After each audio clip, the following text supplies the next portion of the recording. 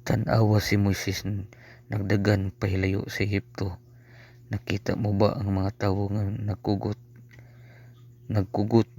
kaniya? Nahibalo ka ba nganong gusto silang mopatay kang Moises?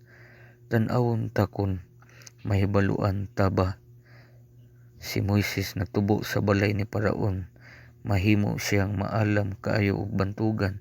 Si Moises nahibalo nga dili siya usa ka Ehiptohanon, apan nga ang iyang tinuod nga mga ginikanan mao'y Israelitang mga ulipon. Usa ka adlaw sa dihang kuwi 40 anyos ang iyang panuigon, si Moises miadto sa pagsusi sa kahimtang sa iyang katawan. Iyang nakita ang usa ka Ehiptohanon nga nagbunal sa usa ka Israelitang ulipon. Walay nanan-aw busa si Moises mibunal sa Ehiptohanon ug ang Ehiptohanon namatay.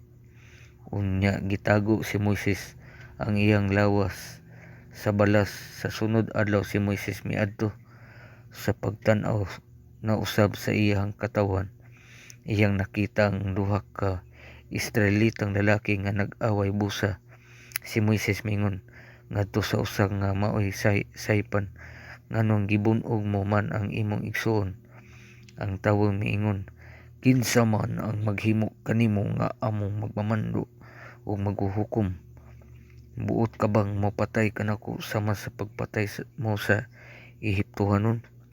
Si Moises karon nalisang may mga tawo na di ay nahibalo sa iyang nabuhat, bisan gani si Paraon nakabati niini og misugok mga tawo nga mopatay kang Moises busa si Moises mipahawa sa Ehipto.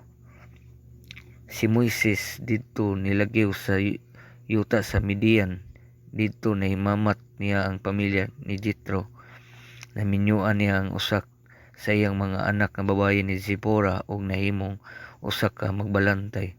Sulod sa 40 ka tuig siya nagpuyo sa yuta sa Midian. Unya usa ka adlaw ang usa ka tingalahang butang nahitabo nag-usab sa tibok kinabuhi ni Moises. Pakliang panid ug tan-awa unsa kining katingalahang butang.